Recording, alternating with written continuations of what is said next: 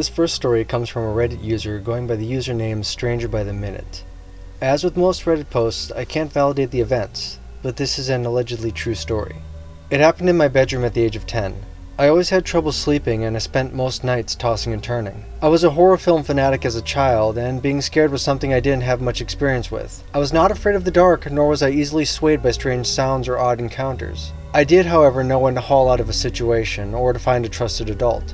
I always slept with my closet doors open, which will come to be of some significance later in the story. I should also mention that my family home was in a heavily wooded area, in what some may refer to as the middle of nowhere. One night around 1 a.m., I awoke to a sound coming from underneath my bed. It sounded like one of my cats was scratching themselves with one of their feet, or doing something that would cause a thumping beneath me. I had heard this same sound many times before, and its source had always been one of my fuzzy friends. So this time, I didn't look. I closed my eyes and tried to resume my slumber. I turned over onto my left side, which left me facing the wall against which my bed was pressed up. I heard the sound again, and thinking that my kitty was directly beneath me, I said goodnight.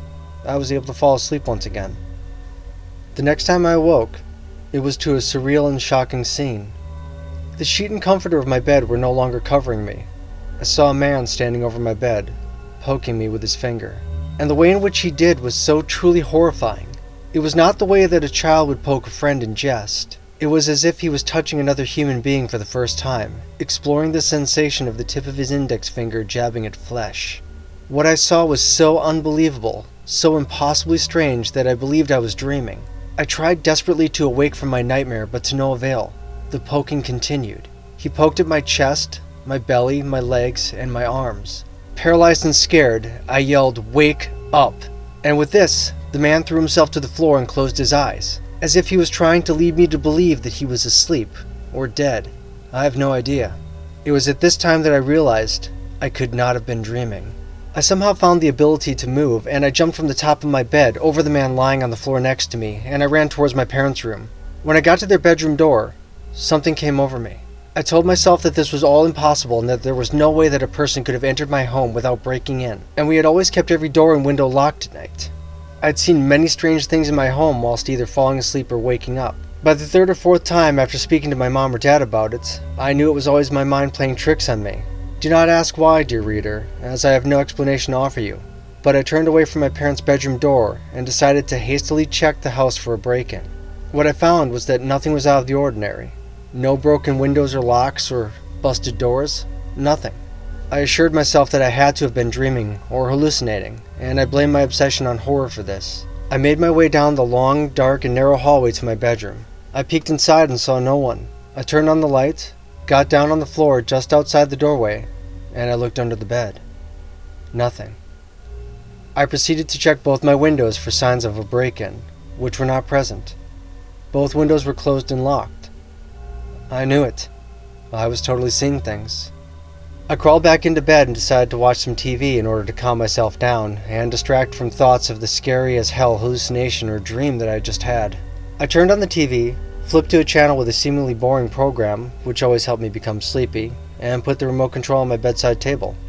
I was lying on my right side, facing away from the wall that I had mentioned previously. As I laid there, my eyes began to adjust to the dark room with the faint light from the TV screen. Just beyond the TV, I saw something that made my heart sink into the pit of my stomach. Inside my closet, with one of the doors now slightly closed, I saw the man standing perfectly still facing the wall, hiding, waiting for me to fall asleep.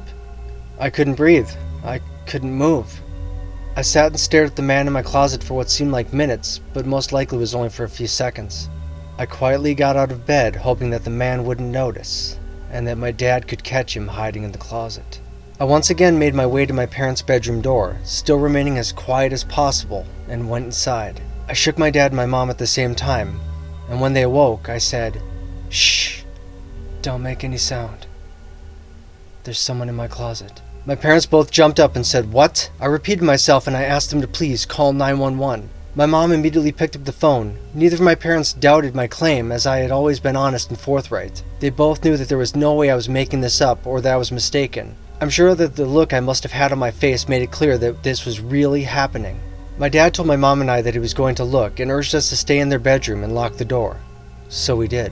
At this point I was beyond scared, I didn't know what the man was capable of, whether he had a weapon, or whether my dad was safe. I just stood in the room with my mom and cried. After what felt like hours, my dad knocked on the door and told me that it was him, and that it was okay to open the door. My mom unlocked the door and let my dad inside. I said something to the effect of, "Did you get him?" And my dad looked at me with the most unsettling and confused look imaginable. He said, "There's no one there."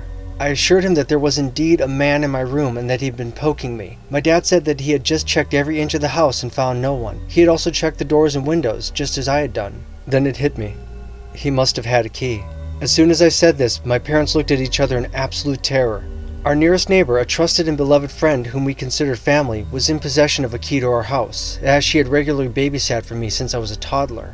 She was the only person outside of my immediate family with a key to our home. Soon after this revelation, the police arrived, took statements, checked around our property, and they left. Not one of us got any sleep that night. The next day, my dad went to our neighbor's house and asked if she knew where the key to our house was. She said yes, and when she went to show him, she saw that it was missing. Her home had no sign of a break-in, and she had always kept her doors and windows locked.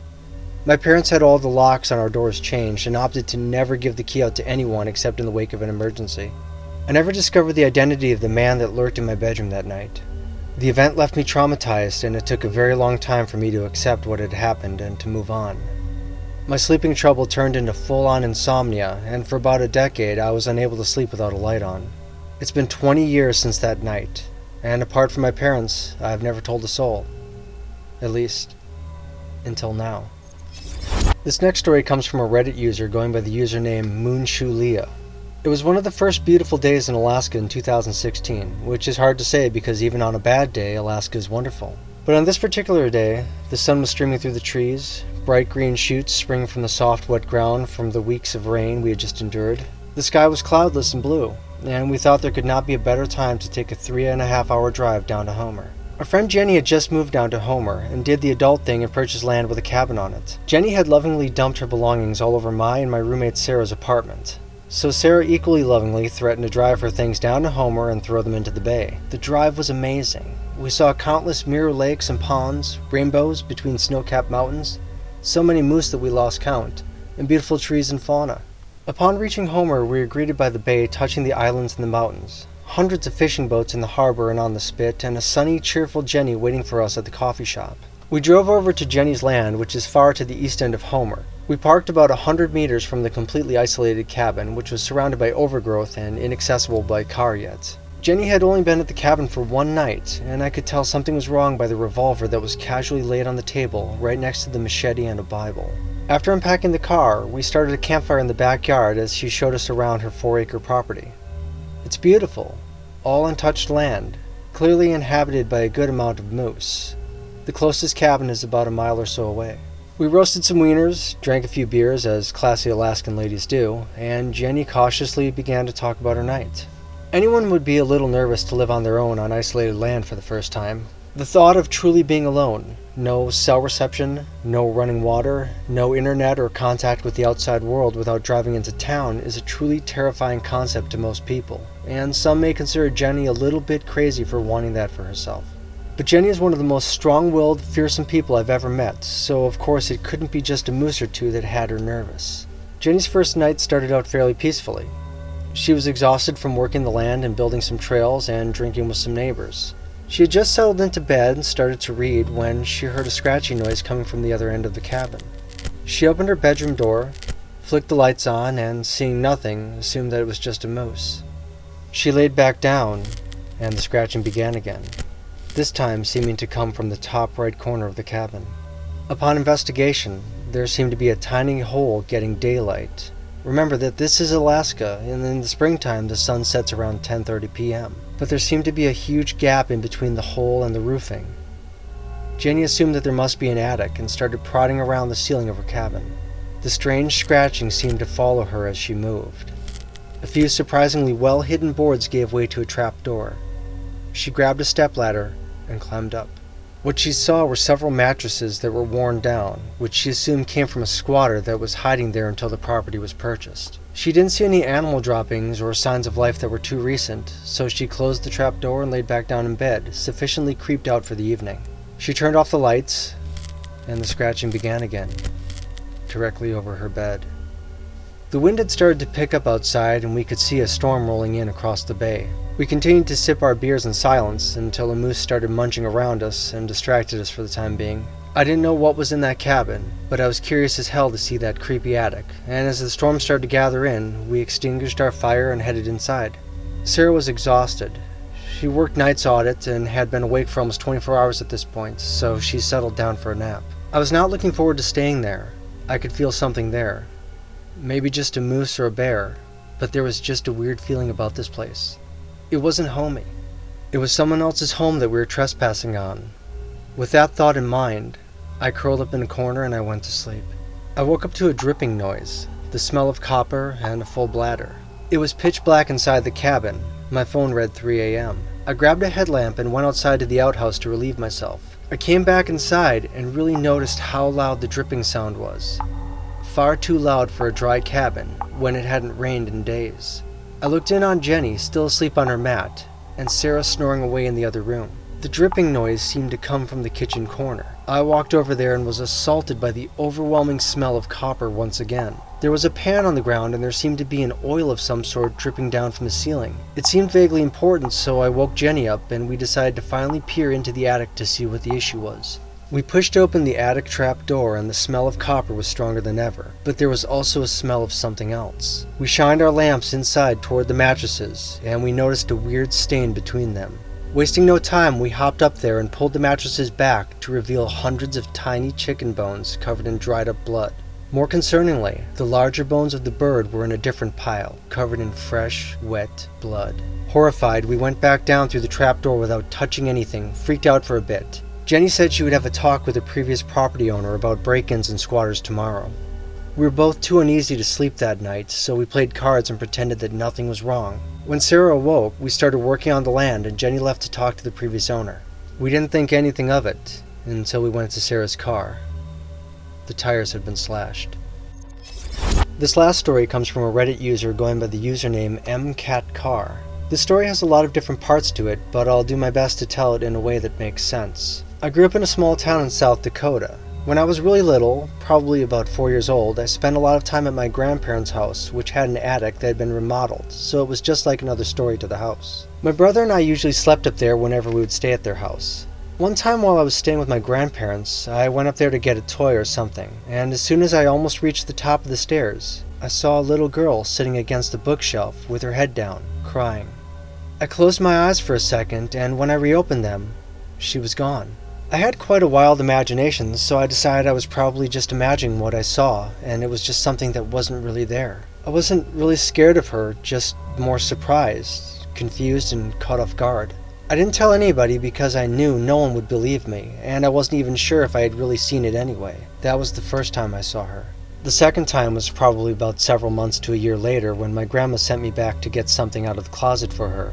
This time, she was standing at the back of the closet behind some boxes, looking straight at me, crying again. This time, it scared me. I still decided not to tell anyone. A few months after that, my cousins who I was very close with were staying at this big house for the summer with their mom, who was taking care of the house while the family that owned it was away. My mom took my brother and I over there for a sleepover with our cousins. My cousin Devin, who was like my best friend growing up, was staying in one of the rooms upstairs. She brought me up there to show me just how big the room was. Then she said, "There's also a secret room. You just have to go through the secret little door in the closet, and it takes you to the clubhouse." She was notorious for lying about things to impress people, so I thought she was just making this up, but she actually wasn't. She opened the closet and moved some stuffed animals out of the way to reveal a small cupboard door at the bottom of the closet. She opened it, and there was a small room that was just bare plywood that looked like it would give you splinters if you so much looked at it wrong. In that room, there was another small cupboard door, like straight across from the one Devin just opened. She told me that that was where the clubhouse was, and that she wanted to show me. I was hesitant, but I agreed to crawl in there behind her to see the clubhouse she was telling me about. After crawling through the small plywood room and entering the clubhouse, I immediately felt very uneasy and terrified. The room itself wasn't scary. It was just a small L-shaped room with a star-shaped window straight ahead from the entrance. There were dusty old pillows and blankets on the floor and old faded photographs taped to the walls. It seemed exactly like something I would have thought was really cool at the time, but For some reason, it freaked me out so bad I got out of there and I immediately went downstairs to tell my mom, who was still visiting with Devin's mom. I didn't want to stay the night, I just wanted to go home. My entire life, I have had recurring dreams about that tiny clubhouse.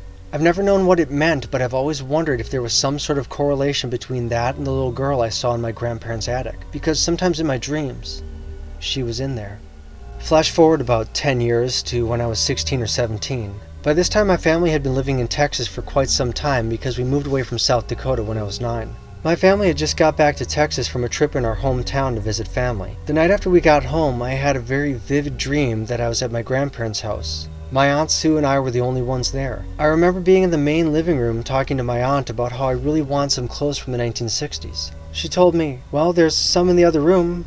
All you have to do is go in there, lift up the loose piece of carpet, move the loose floorboard, and go down there. There's a dresser that has all kinds of clothes in it. You just have to be careful because there's a girl who lives down there, and she doesn't like it when people go through her things. If this had been real life, obviously I would have said, hell no, I'm not going down there. But of course, dream me thought that this was a perfect plan. So I did what Sue told me to do, and I climbed down. It was large down there, but messy and dark. The only light was coming from the hole I had just climbed through, but it wasn't enough to help me see most of the room, and the dresser I'd came down there for. I started going through the drawers when suddenly I heard a loud, high-pitched, childlike scream come from behind me. I turned my head, and just for a moment, I caught a glimpse of the girl. It was the same one I saw as a little girl, and the same one I had dreams about for years. But I had never seen her up close before. This time, it looked like she didn't have any eyes. Just black holes where her eyes should have been. I only saw her for a brief moment before she pulled me to the ground, and that's when I woke up. The entire day following that dream, I felt really off. My brother must have noticed, because when we went to Taco Bell that afternoon for lunch, he asked me if something was wrong, because he thought I seemed quiet that whole day. At first I said I was okay, but after a few minutes, I decided to tell him about the dream I had had. I told him everything that had happened in the dream, but I didn't mention anything about the girl's appearance or that I had seen her as a kid. All I said was that there was a little girl that screamed and pulled me down, and that's when I woke up. What he said after I finished telling him this story made my heart drop to my stomach, and it gave me chills. Did the little girl have curly brown hair, and was she wearing a pink flowery dress? Keep in mind that I had never told anyone about her before. I immediately started questioning my own memory, thinking maybe I had mentioned dreams about her before or something. I asked him, how did you know that? Have I told you about her before?